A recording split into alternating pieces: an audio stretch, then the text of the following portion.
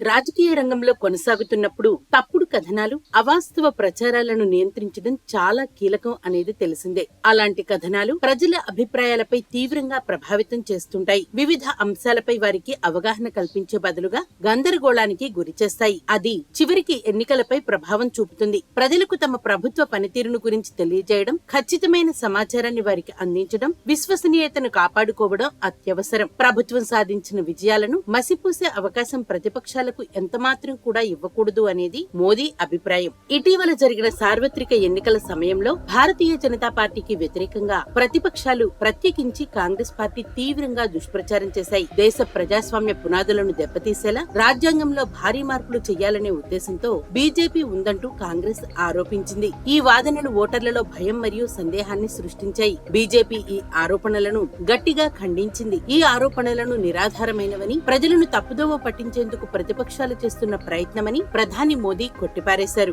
ఎన్నికల ప్రచారంలో ప్రతిపక్షాలు సాగించిన దుష్ప్రచారాల ప్రధాన ఉద్దేశం బీజేపీ ప్రభుత్వం అధికారం చేపడితే రాజ్యాంగ సవరణలు చేస్తుంది అనే అపోహను ప్రజల్లోకి తీసుకువెళ్లడమే. బీజేపీ మాత్రం అలాంటి మార్పులు చేసే ఉద్దేశం లేదని ప్రజలకు పదే పదే హామీ ఇస్తోంది. రాజ్యాంగంలో మార్పులు చేయాలనే ఉద్దేశం తమకు లేదనే విషయాన్ని ప్రజలకు స్పష్టంగా తెలియచేయాల్సిన అవసరం ఉందంటూ ప్రధాని మోదీ పునరుద్ఘాటించారు. ఈ విషయాన్ని కేంద్ర మంత్రులు, పదాధికారుల సమావేశాలలో స్పష్టం చేశారు. బీజేపీ ప్రభుత్వం ముస్లింల పట్ల ప్రజాస్వామికంగా వ్యవహరిస్తోందని, వారిని భయాందోళనకు గురిచేసి గందరగోళ వాతావరణాన్ని సృష్టిస్తోందనేది ప్రతిపక్షాల మరో ముఖ్యవాదన. వారి సంక్షేమానికి ముప్పుగా పరిణమిస్తుందనే భయాన్ని కలిగించడమే దాని ఉద్దేశం. తద్వారా బీజేపీకి వ్యతిరేకంగా మైనారిటీ ఓట్లను కూడగట్టాలని భావించింది. ఈ పాచిక కూడా పారలేదు. సబ్కా సాథ్, సబ్కా వికాస్, సబ్కా విశ్వాస్ అనే నినాదంతో సమ్మిళిత అభివృద్ధికి బాటలు వేసింది బీజేపీ. నిబద్ధతతో సాధించిన విజయాలతో ప్రతిపక్షాల దుష్ప్రచారాన్ని తిప్పికొట్టింది. కులం, మతం, సామాజిక వర్గాలకు అతీతంగా పౌరులందరికీ ప్రయోజనం చేకూర్చేలా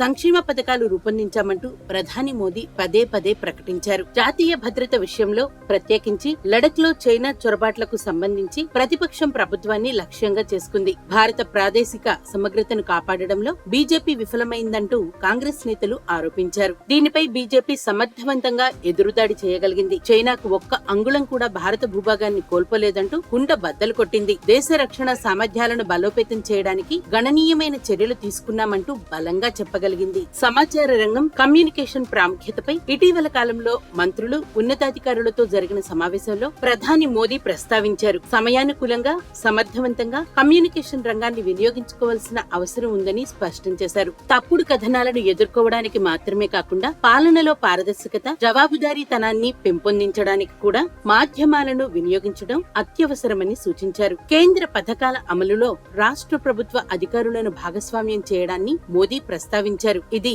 దేశ ఫెడరల్ వ్యవస్థ పట్ల ఆయనకు ఉన్న నిబద్ధతను స్పష్టం చేసినట్టయింది. సమాచార మాధ్యమాల వినియోగంపై ప్రధాని ఇస్తోన్న ఆదేశాలు కూడా ఆయనకు ఉన్న సమగ్ర అవగాహనకు అద్దం పట్టినట్టయింది. తాము చేస్తోన్న మంచి ప్రజలకు తెలియజేయడం, తప్పుడు సమాచారాన్ని అడ్డుకోవడంలో చురుగ్గా వ్యవహరించడం ద్వారా ప్రధాని మోదీ ప్రభుత్వం తాము సాగిస్తోన్న అభివృద్ధి, సుపరిపాలనపై మరింత పట్టును సాధించింది అనడానికి నిదర్శనంగా చెప్పుకోవచ్చు. తప్పుడు సమాచారం త్వరగా వ్యాప్తి చెందే ఈ యుగంలో ప్రభుత్వ విధానాలు, విజయాల గురించి ప్రజలకు ఖచ్చితమైన, సమయానుకూల సమాచారం అందేలా చూసుకోవడం చాలా కీలకం. పారదర్శకత, జవాబుదారీతనం, సమర్థవంతమైన కమ్యూనికేషన్ పై మోదీ ప్రభుత్వం దృష్టి సారించింది. సమర్థవంతంగా పాలించడమే కాకుండా రాజకీయ రంగంలో దుష్ప్రచారాల కథనాల యుద్ధంలో సైతం విజయం సాధించాలనే నిబద్ధతను ప్రతిబింబిస్తుంది.